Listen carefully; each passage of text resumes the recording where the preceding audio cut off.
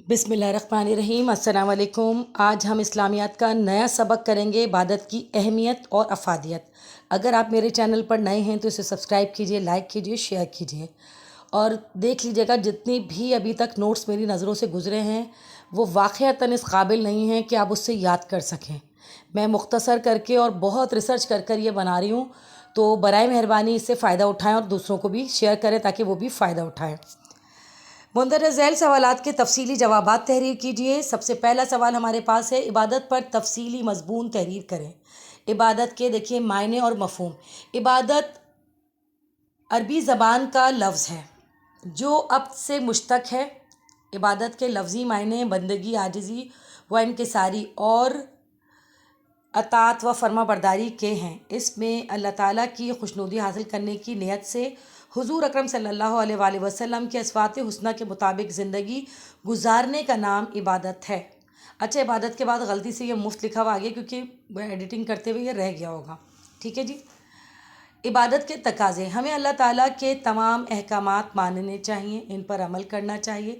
जिसको इसने हराम ठहराया इसे तर्क करना चाहिए और जिन चीज़ों को वाजिब और फ़र्ज़ करार दिया इनको अदा करके अल्लाह ताला की मुकम्मल अताअत की जाए। ज़िंदगी के हर शोबे को अल्लाह ताला की अताअत के दायरे में लाना यानी कुली अताअत की जाए। इरशाद बारी ताला है, मोमिनो इस्लाम में पूरे पूरे दाखिल हो जाओ। सूरतुल बकरा के अंदर यह है कि मोमिनो इस्लाम के अंदर पूरे पूरे दाखिल हो जाओ। ये भी इबादत के तकाज़ा सबसे अहम तकाज़ा है। इबादत की अहमियत, इस्लामी इबादत पर ज़ोर दिया गया है। इबादत अल्लाह ताला से बराह रास्त राब्ते का नाम है। इंसान पर हर रोज़ हर नमाज में अल्लाह ताला के हुजूर सजदा रेज़ होकर अपनी आजिज़ी का इजहार करता है। हर इबादत अल्लाह से राब्ते का नाम है। इबादत का मकसद इंसान में तक़वा पैदा करना है। इबादत अल्लाह ने क्यों रखी है? सिर्फ हमारे अंदर तक़वा पैदा करने के लिए। नंबर 4, इबादत के असरात, हमारी ज़िंदगी पर इससे क्या असरात नमूदार होते हैं।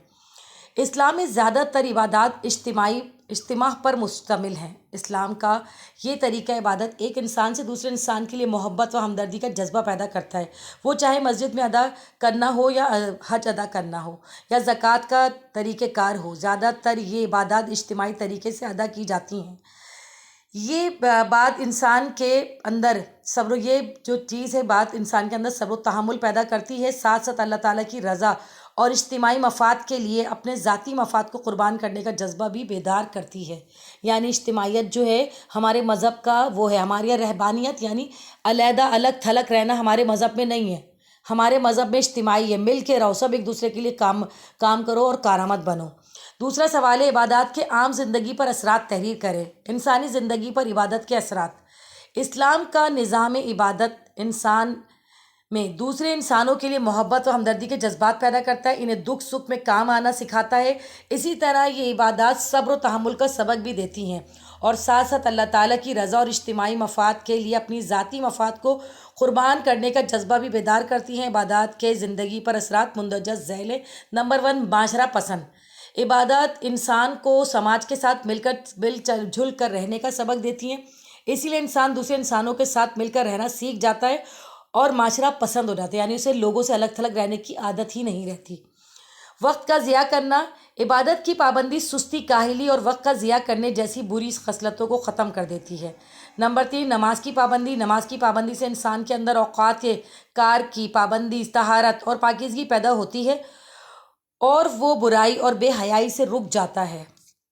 नंबर 4, रोज़ा। रोज़ा इंसान में तक़वा पैदा करता है यानी खौफ खुदा, आदमी को नेकी और बुराई की तमीज़ कराता है। नंबर 5, ज़कात। ज़कात के ज़रिए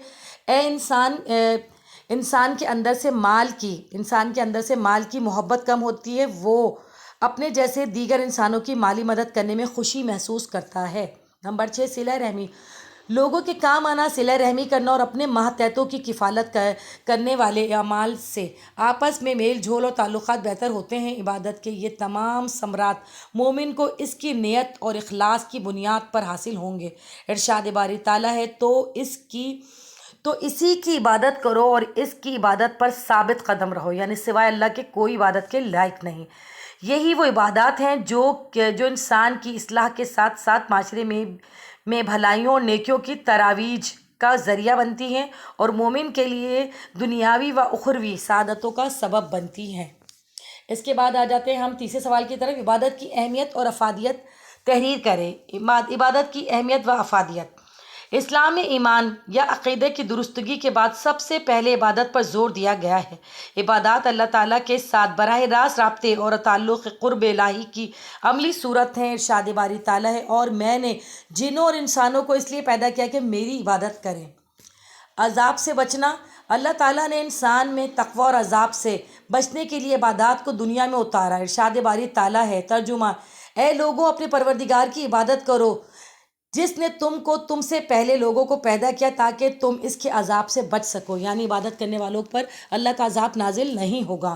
دل کی پاکیزگی۔ عبادت کا مقصد تقوی ہے، جو کہ دل کی پاکیزگی، روح کی صفائی اور عمل کے اخلاص کے بعد کی منزل ہے۔ یہ انسان کی وہ قلبی کیفیت ہے جس سے نیک اعمال کا شوق اور برائیوں سے نفرت پیدا ہوتی ہے۔ قرآن مجید میں ارشاد باری تعالیٰ ہے، ترجمہ: یہ بھی کہہ دو کہ میری نماز اور میری قربانی اور میرا جینا اور میرا مرنا سب اللہ رب العالمین ہی کے لیے ہے، یعنی دل کی پاکیزگی اس وقت ہوگی جب دل میں صرف اللہ بسا ہوگا۔